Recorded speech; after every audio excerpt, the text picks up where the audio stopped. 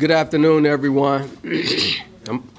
I'm Alderman Walter Burnett, Alderman of the 27th Ward. First of all, I'd like to give honor to God. Thank God that I'm here. As everybody know, I'm a returning citizen.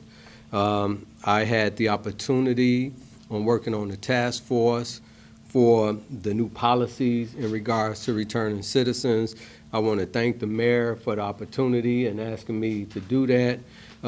Had the opportunity to work with a lot of fantastic people in that community who came up with a lot of great ideas and concerns in reference to folks who came back home. You know,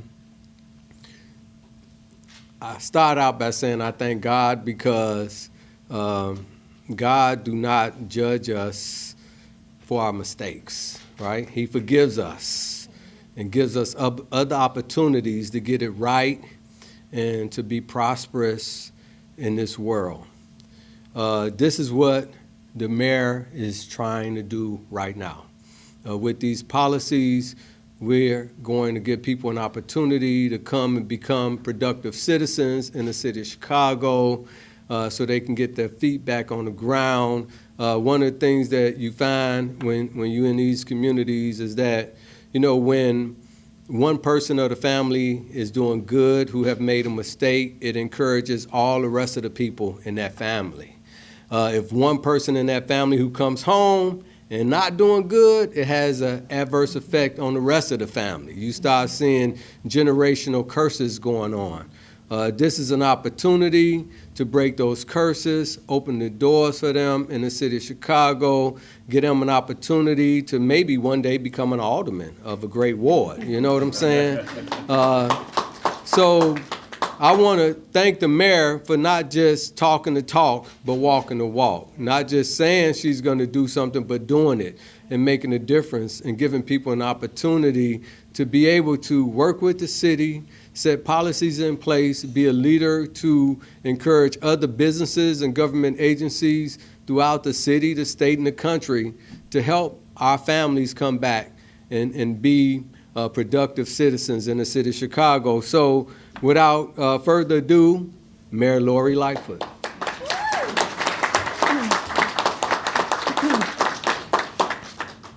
So good afternoon, everyone. Thank you so much for being here.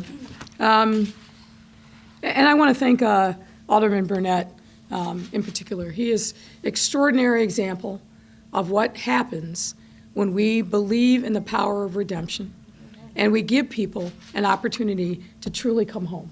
The way in which he has served his community over these many decades is just extraordinary. And he continues to never forget from whence he came, never forget the neighborhood, but also importantly, to create other pathways for folks who are coming home.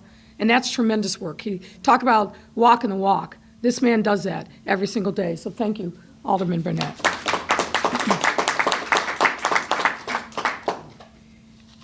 Joining me also in today's announcement are a few other folks who are fierce advocates for the returning residents community. Fully Free campaign manager Marlon Chamberlain, Giving Others Dream founder and CEO Cecilia Colon, Illinois Justice Project Program Director Amadou Dramé, and Safer Foundation Public Policy Analyst Mark McCombs. I'd also like to recognize and thank the faith leaders who are here today, who are also doing the Lord's work and making sure that returning residents in their faith communities, in their neighborhoods, also have the support and resources that they need. They are Bishop Derek Fitzpatrick and his lovely wife, First Lady, Pastor James Bailey, Father Michael Flager, and Pastor Tori Barrett. And as many of you know, the challenges that returning residents face are not only important to me, they're deeply personal. As a sister of a returning resident, I saw and see firsthand how society creates barriers to prevent individuals from accessing opportunities after they have paid their debts to society and return to their communities to start anew. Welcome, Brother Muhammad. That's why when I took office, I made a promise to do better for our city's returning residents. And as I've said many times, you can't talk about community safety without also seeing the residents who are returning home from having spent their time in IDOC or Cook County and making sure that we are doing right by them as well. The two are hand in hand. You can't have one without the other. And today we are making a critical step forward in this important work by amending the city's hiring practices to ensure that they are as equitable and transparent as possible for individuals with prior conviction histories. This announcement represents the continuation of the work that we began 2 years ago when I convened the Returning Residents Working Group.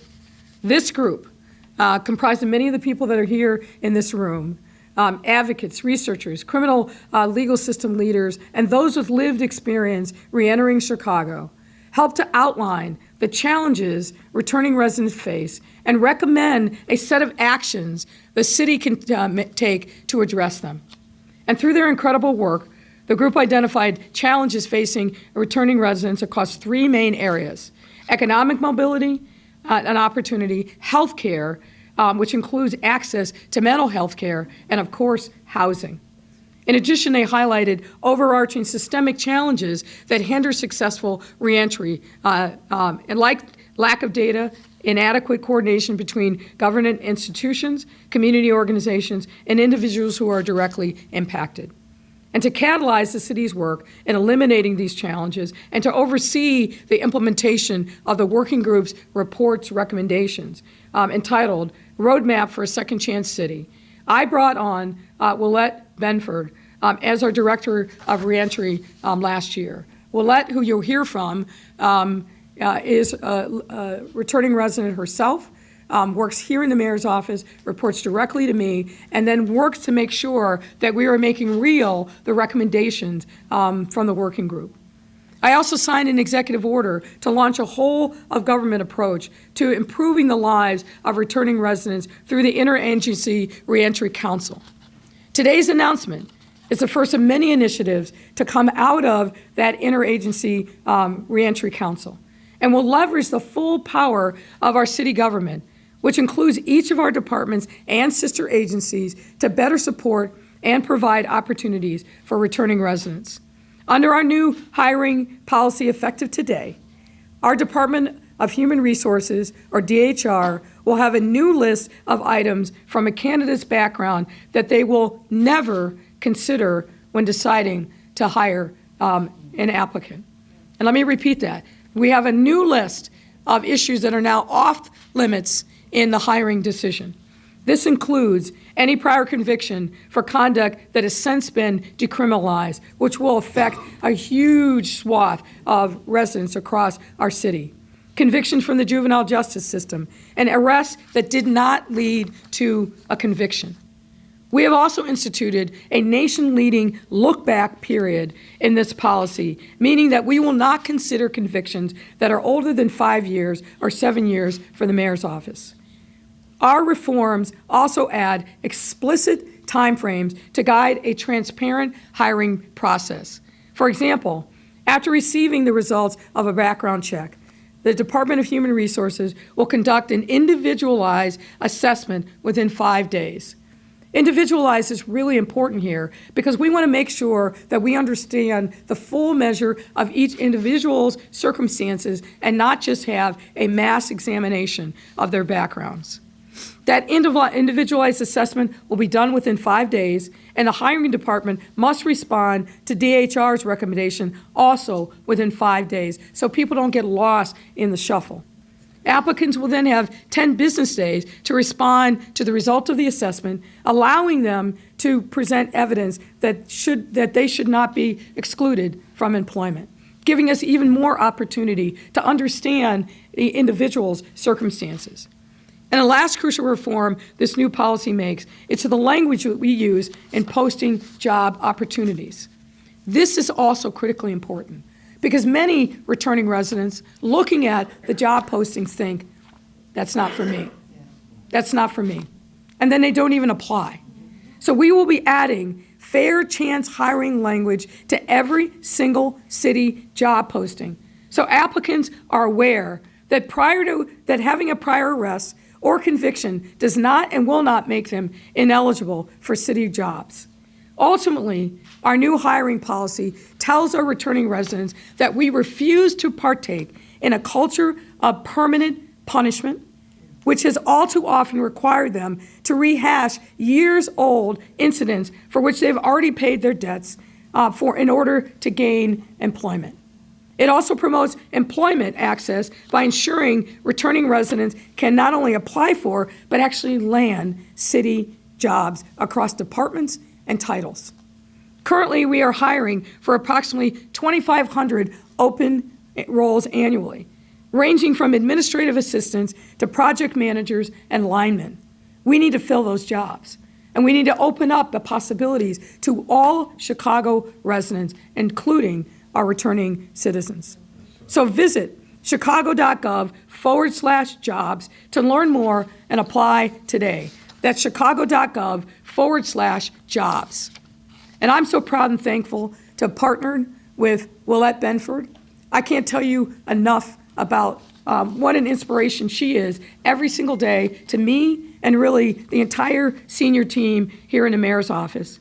I also want to say thank you to DHR Commissioner Chris Owen, both of whom worked to design these hiring process reforms, which not only make the city's hiring process more transparent by codifying practices that have already been the norm, but also making the city of Chicago a national leader in fair chance hiring. In conjunction with this meaningful work, we've been working across city government to identify actions we can take to better expand opportunities for returning residents. Now, I'm not going to steal her thunder, but Brandy Kanazi, our great commissioner of the Department of Family and Support Services, is also going to tell you about an upcoming RFP for the department's new Employment and Housing Navigation Support Pilot Program, also for returning residents, appropriately titled Spring Forward. So she'll give you all the details about that, but this is another opportunity where we are going deep, living our values in concrete, tangible ways to create pathways for good-paying jobs and employment. The one thing I hear on a regular basis, from my own brother's experience to talking to folks in the reentry world, to street outreach folks who are working hard every day, to members of the faith community, is how easy it is for people who are returning home to feel like they have no hope, that they have no opportunity, that they can't get jobs, that they can't get housing, that they can't get access to care. When you're discouraged and you don't have hope, you get desperate. You get desperate and you get fearful. And bad things happen. Our goal has to be not only to be the leading second chance city in the country, but our goal ought to be to make sure that our brothers and sisters who have done their time have the ability to truly come home and live a safe, productive life so that they can take care of themselves, that they can heal what is broken, and that they can take care of their families and build wealth and build our city to a strong, forgiving city. As a person of faith, you can't believe in redemption if you are not willing to extend your hand in friendship and welcome these men and women home. And by taking these steps today and others that we'll take, we are leading by example. Last thing I'll say is this. We're doing this as a city government. And as I said many, many times, I believe it's important that we lead by example. But I want to challenge the business community to follow and match our lead. We've got 2,500 openings, and we're going to hire as many people as we possibly can over the course of this time. But I want to challenge the private sector to join us, to open up your opportunities as well. People who want to work should be able to work in our city. There shouldn't be unnecessary artificial barriers for people to be able to work. Every industry I know is hungry for applicants. Open up the opportunities, just like we are doing today. Bring these folks home. Give them an opportunity. Give them an opportunity to good paying job with benefits. This is how we keep people off the street. We stop the pipeline to the illegal economy, and we build our city to be fairer and more equitable than ever before. I want to welcome up I want to welcome up Willette Benford, our Director of Reentry. Willette.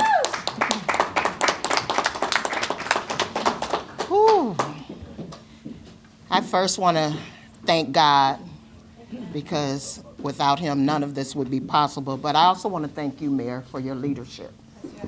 Just for being someone that will do things outside of the box and do what is right because it's the right thing to do. You know, and I also want to thank our partners and our advocates and faith community partners who are standing here with us today. As a returning resident and a City of Chicago employee, I know personally what it is like to go through a hiring process with a prior conviction history. It means a lot to me, as I'm sure it will to more than 100,000 people who have left Illinois Department of Correction and Cook County Jail in the last decade and return largely to our South and West Side neighborhoods. To know that the City of Chicago has taken this step to give people an equitable and transparent shot at getting a city job. This is Black History Month. And today we have an opportunity to impact the Black community, which has historically been the victim of mass incarceration. I want to begin with a few stats to ground us in truth about mass incarceration and why we are here today and why this is so important. This country, the USA, is the world's leading jailer, with 5% of the world's population, but 20% of its prisoners. Black Americans are 5 times more likely to be incarcerated than white Americans and are given, on average, 20% longer sentences for the same crime. In Illinois, Black people make up 14% of the adult population, but more than 30% of those who have been arrested and convicted. 49% of Black boys will be arrested before the age of 24. And 38% of white boys will be arrested before the age of 23. Over half of our male prison population are parents, and 2/3 of our women who are incarcerated are parents. 1 in 2 Americans has a formerly incarcerated family member.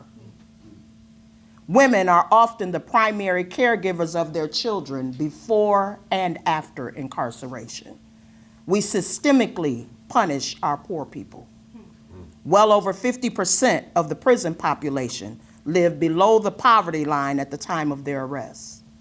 These stats are unjust, inequitable, and represent a failure to live up to our collective values. They should be startling to you. Chicago is a very diverse city, and there are individuals from many diverse backgrounds whose lives have been touched by the criminal legal system. Now it is time to say to these individuals, our returning residents, you deserve a fair chance, and we are here to ensure that you get it.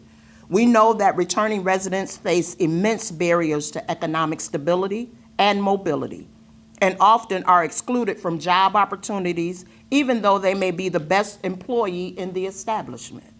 We banned the box many years ago, and the city has been a fair chance employer. With this new policy that the mayor is implementing today, notice that she said effective today. We're not gonna wait 6 months or a year to implement, it's effective today. You can go to chicago.gov/jobs today. So what this new policy says is that there is a population of untapped potential. They are qualified with a conviction. And we as a city should make sure that they are afforded opportunities to move forward with their lives just like any other resident of the city. It puts us at the forefront of fair chance hiring in the nation and limits what may be considered in a person's background. Many will ask, why this population? And I will ask, why not? Why not? This is the beginning of interrupting systems of generational poverty and breaking cycles of reincarceration. Jobs, not jails. Opportunities, not oppression. When someone is able to provide, protect, and produce in their home, everyone sees it and are better for it. You cannot imitate what you don't see.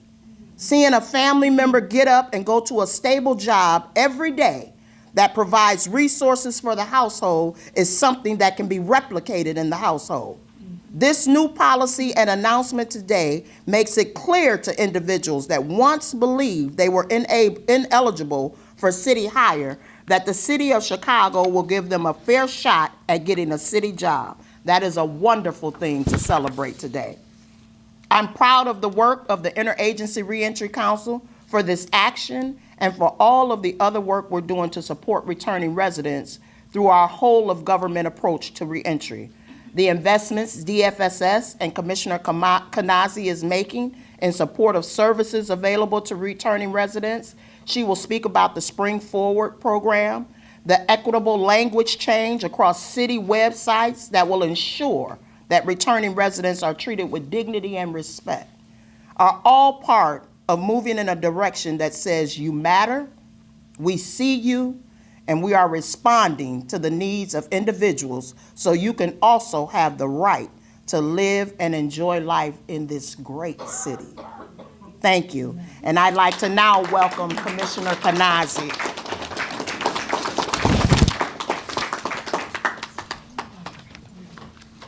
Thank you, Willette. Good afternoon. Thank you, Mayor, for convening us today for this critically important issue. My name is Brandy Kanazi, and I am the Commissioner of the Chicago Department of Family and Support Services. DFSS is dedicated to ensuring that Chicagoans have access to the services they need in order to recognize their full potential and lead full, enriching lives. As part of the city's whole-of-government approach to safe communities, DFSS addresses our city's challenges through a human-centered approach. Our work shows us that people can achieve their maximum potential when they have hope, hope for their futures, hope for their families, and hope for their communities. And so much of our work is focused on creating opportunity, building community, and supporting our most vulnerable residents. For our residents who have been system impacted, these pillars of hope are critical to elements to their success. Returning residents are ready to move forward in their lives, and thanks to a $10 million investment in our Chicago Recovery Plan, DFSS is able to further reduce the barriers to employment and housing that individuals face on their paths. Our 4 community reentry support centers provide a central location where residents can have justice involvement and can be referred to support services as needed to transition back to the communities and the workplace. With the mayor's support and the $2 million investment, we are expanding our community reentry support centers so that we can serve more people and connect them to opportunities. Reaching our reentry centers can help individuals find access to a variety of services, including transportation, referrals to legal services, housing, securing IDs, vital records, public benefits assistance, healthcare, and more. Individuals can find their reentry center by calling 211 or visiting chicago.gov/FSS. That access to housing is one of the most important resources for returning residents. Attending trainings and obtaining certificates while maintaining sobriety and achieving health milestones, as well as finding the right employment opportunity. All of those goals are exponentially more difficult when you are housing insecure and don't know where you're going to sleep at night. That's why we are thrilled to launch the Spring Forward program this year. This program will release, the RFPs will be released tomorrow, and there are 2 RFPs, one for employment support and the second is pairing that with housing support. What we can tell you is that through our PIT count last year, that's our point in time count, about 24% of the individuals we surveyed that were homeless said that they had been system impacted. That number was even higher for those who were unsheltered. We know that being able to find employment and keep employment is really hard when you don't have an address for an employer to find you and contact you. And so this program is the first time ever that we're pairing workforce employment with wraparound services and have housing navigation.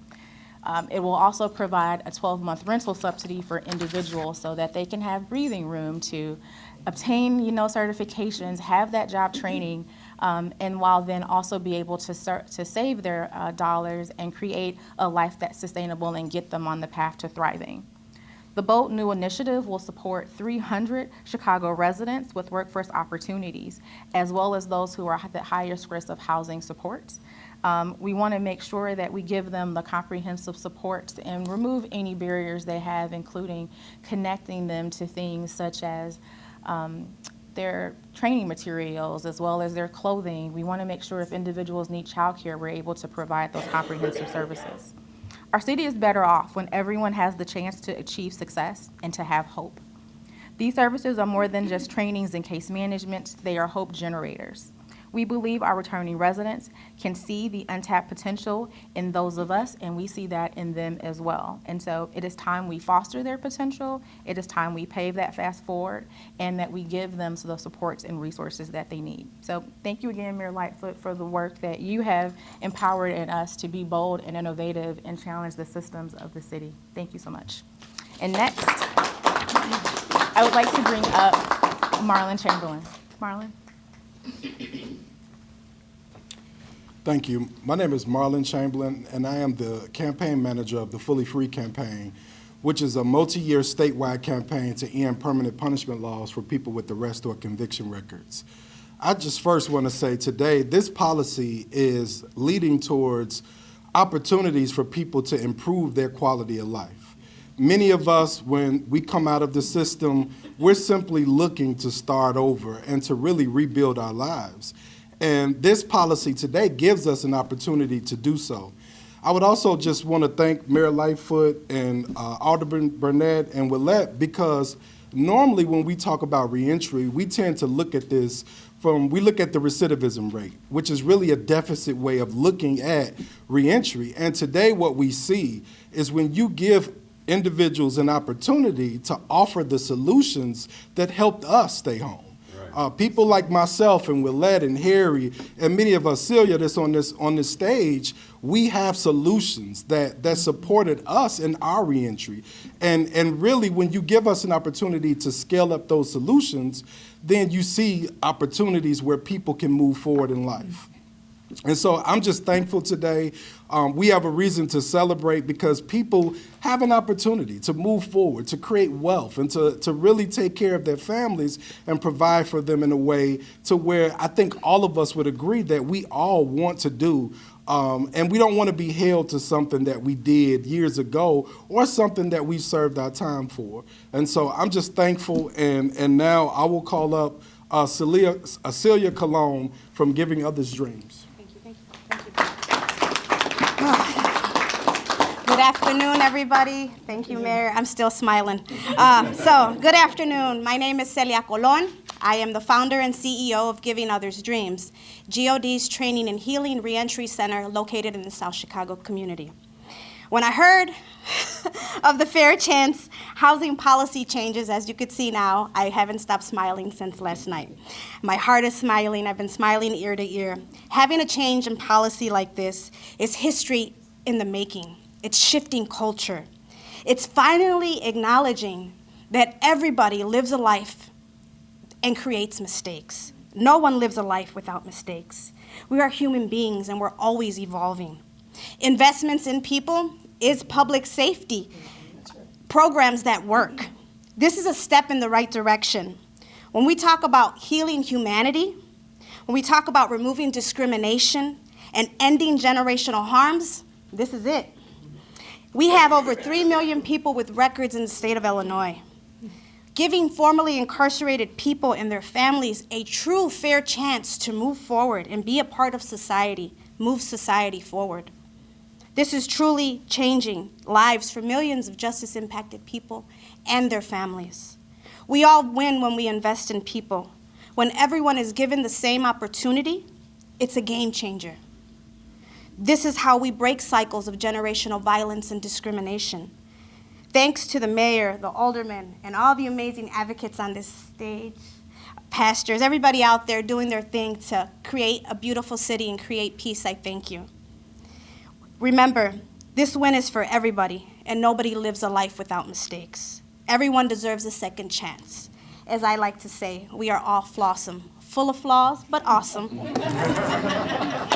I'm sorry. The next person is Amadou.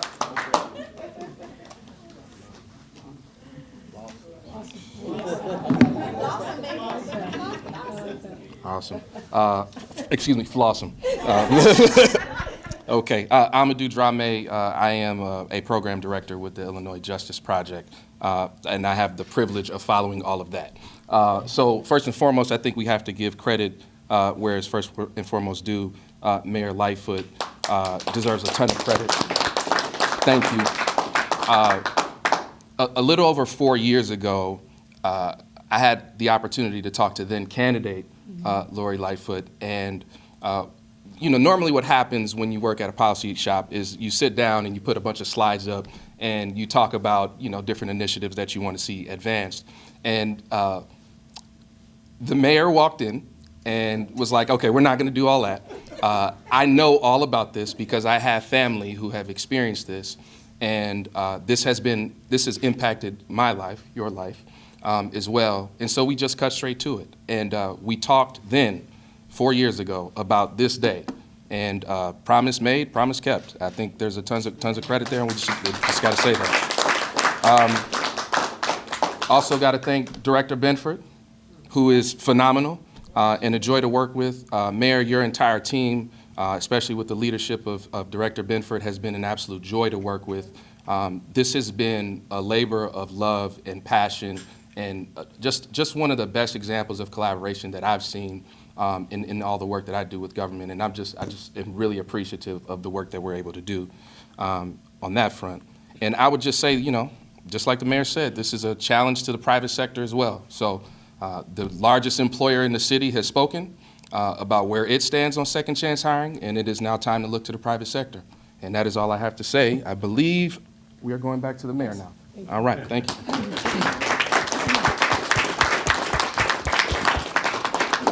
Before I take your questions, I also just, again, want to thank the faith leaders who are here, who are doing this work every single day.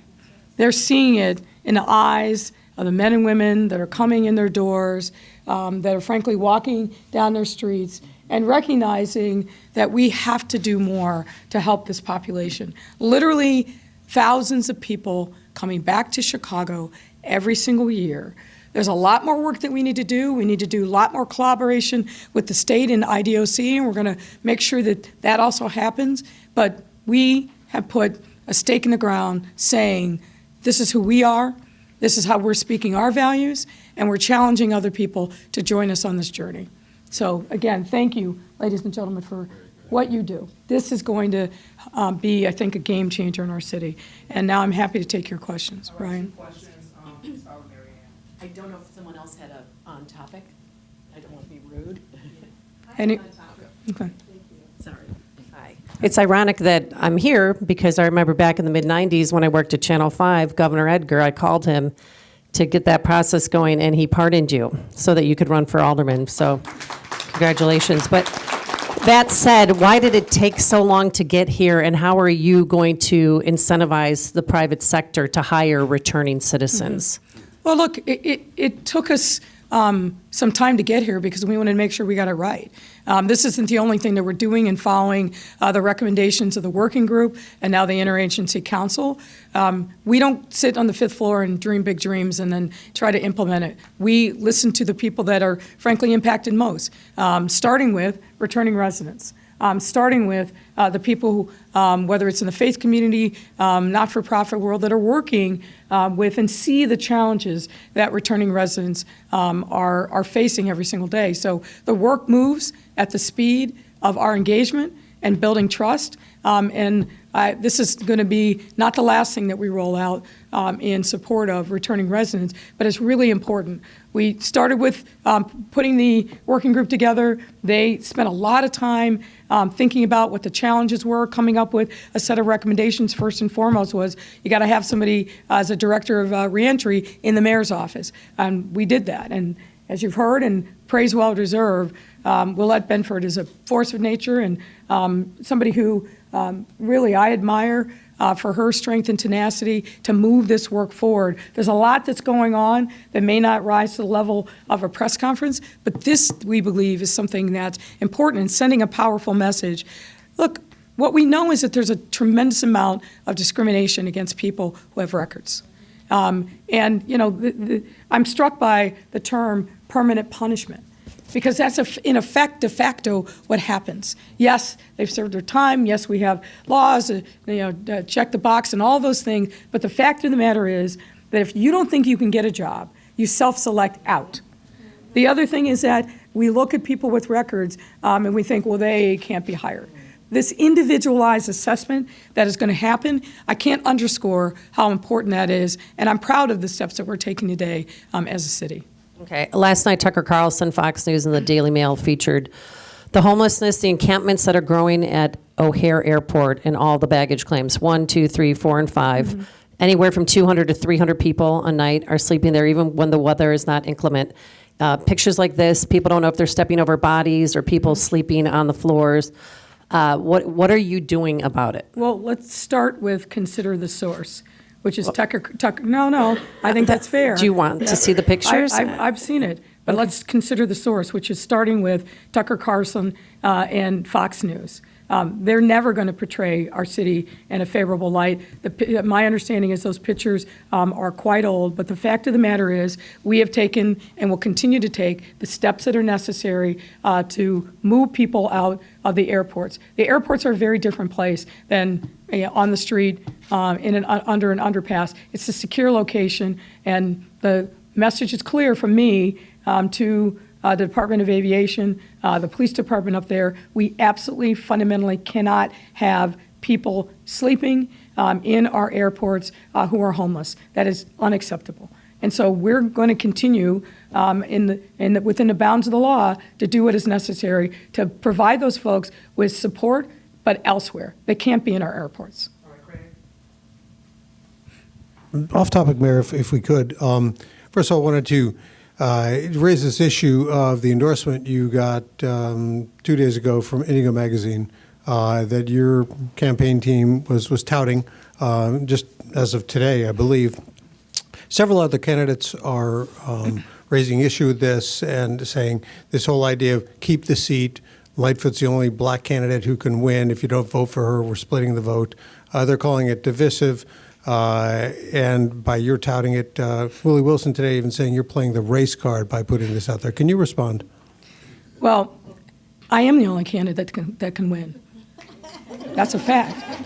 So the fact that a media outlet has recognized that and put it in writing is something, frankly, that people are saying all over the city, not surprisingly, in majority black neighborhoods across the city. It happens to be a fact. And look, here's the thing. Willie Wilson is all excited about this, and he's calling upon all of us to condemn someone who's exercised their First Amendment rights. What all of us should be doing is condemning Willie Wilson, who has doubled, tripled, quadrupled down on this notion that what we need to be doing in the city is taking the handcuffs off of our police and urging them to act like vigilantes, a mob, and go hunt down what will always be black and brown boys and hunt them down like rabbits. As far as I'm aware, I'm the only candidate, aside from Jamal Green, that has condemned that horrific language. His language and his sentiment that he has now put on, I think, ads, he's repeated all over, to me, that's disqualifying. That's the thing that we should be united in condemning. And I encourage my fellow candidates to do just that. He has no moral ground to stand on when that is a thing that is coming out of his mouth over and over and over again. I certainly appreciate that he has pain and trauma from losing his son, but as somebody who aspires to sit in this seat, you can't be the person who says that our police officers should be free to engage in extrajudicial killings, which is what he is talking about. So when people live in glass houses, they shouldn't throw stones. And Willie Wilson needs to take that back. He needs to apologize and raise the tenor of his content in his comments in these last 12 days of the mayoral campaign. Well, as we speak of the mayoral campaign, I mean, you're obviously up here touting another program. What do you say to the people who may be looking at this flurry of events and stuff that you're doing seems all geared towards just raising your profile and everything in the home stretch of the campaign? in case you forgot, I'm the mayor of the city, and I'm doing my job. And in case you forgot, we make announcements on a regular basis. It would be one thing if we sat back and you never heard from me. You hear from me at least once or twice a week, every week. From the very beginning of my term, through the pandemic, and here on out. So I'm doing my job. This is important work that we must do to help our residents who are returning from IDOC. And you're going to see me every day from now until, because I'm doing my job. And if anybody's got an issue with it, don't show up. Don't report on it. Hey, Mayor. Go ahead. Alex Nitkin of the BGA. Good to see you again. My first question is about the I'm sorry, Bears. you're where? With the Better Government Association. Oh, I didn't know that. Yeah, since last Okay. summer. First question is about the Bears. You said yesterday Yeah. that now negotiations can Yeah. begin in earnest. Are you prepared at this point to rule out the use of subsidy or public financing as a way to persuade them to stay in Chicago? Well, look, I'm obviously not going to negotiate standing here at a podium in a press conference. I've been very clear from day one. We want to do everything that we can to keep the Bears in Chicago. I think we can and will continue to make a very compelling business case. The closure on the deal yesterday gives us the opportunity to more directly communicate with the Bears, and I look forward to that conversation. We've been having conversations. They are obviously very aware of the plans that we rolled out last summer. I think that we can, with retrofitting the Soldier Field and some of the ways that we've talked about, really maximize the revenues for the Bears, significantly enhance the fan experience at Soldier Field, which, as somebody who sits on the west side and not in the suites, I think it's going to be welcome news and change for people that are going there, whether it's for a Bears game, a concert, a Chicago Fire game, all the other opportunities are there. We need to improve the quality of the fan experience, the spectator experience at Soldier Field, and we want the Bears to remain the anchor tenant, and we're going to do everything we can to get them there. My second question is actually about an ordinance that was introduced to the City Council a couple months ago regarding building inspections. I'm sorry? Building inspections. To pilot essentially a system of regular proactive home safety checks. I wonder if you've had a chance to review that, or more generally what you have, what you think about the idea of sort of transitioning more in the direction of regular proactive building inspections as opposed to reactive complaint-based inspections. Well, I haven't seen the ordinance, so I'm reluctant to comment on it. But look, we are doing more to hire more inspectors, making sure, particularly when it comes to commercial construction, that we're being proactive, that we're not slowing down, buildings going up, but doing it in a way, obviously, that emphasizes life safety. What you're suggesting is, I think, potentially a burden on homeowners, but I'd like to see the details of it, because obviously on all legislation, the devil's in the details. But certainly, we've been very aggressive when we've seen bad buildings, whether they're for commercial or residential use, and we'll continue to be aggressive in that front. Mayor, back to Yeah. the Bears. Yes. We've noticed that your tweet was deleted from your account after you first, back last summer, in June of last year, when you said the Bears should be concerned with putting a winning team on the field and being relevant past October. Do you regret that initial reaction? I'm not aware that it was deleted, but no, I don't regret that. I think, look, I was being a little tongue-in-cheek, as every Bears fan is, as we're sitting here, a couple days removed from the Super Bowl, and we're watching the folks in Philadelphia.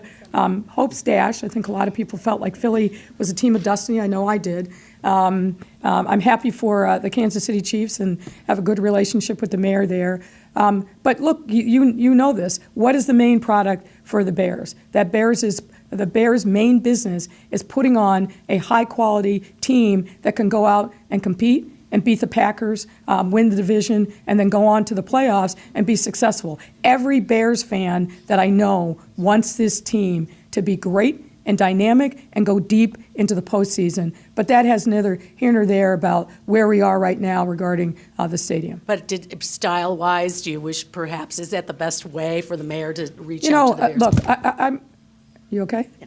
All right. Look, I'm dealing with the here and now, and I'm excited for the opportunity for us to make the business case to have the Bears stay in our city. We've demonstrated that the number of opportunities that they're going to get with the number of tourists that come to our city every year, the amount of, I think, additional revenue opportunities that can be generated from Soldier Field, those simply can't be matched, particularly when you're thinking about the possibility of building a brand-new stadium. If you look at, for example, SoFi right outside of Los Angeles in Inglewood, you look at the stadium that was built in Las Vegas, those are $4 and $5 billion stadiums, and the Bears haven't even put a shovel in the ground yet for Arlington Heights. I don't know where that money is going to come from. You've seen the polling that says the people in the village of Arlington Heights are all excited about it, but they don't want to pay for it. I think we've seen at the state level, there's not an appetite for a municipally financed or a state government-funded stadium, and legislation that was passed in the last session that wouldn't allow for a state subsidy for a team that moves from one location in Illinois to another location. So, they're smart business people. They're going to look at and evaluate what the opportunities are. And my belief is that the best case business scenario for them, and having a great stadium, having being truly in the best market for them in the country, is remaining at Soldier Field, working with us to modernize that stadium, to meet their needs, and to increase revenue opportunities, which I think are really boundless at Soldier Field. So we're going to keep focusing on that and look forward to further engagement with them. I wanted to get your comments on Brandon Johnson. You've been quite vocal about his statements that he's made about funding for police. There are also comments that he has made as a radio host, attacking Pete Buttigieg, Yep. Kamala Harris, even President Biden, when they were all candidates. What do you think about that? Where do you stand with that? Look, I think that as we head down the stretch, it's really important for the voters to educate themselves about who we all are. And obviously, my hope is that the media holds him accountable like you hold me accountable every single day.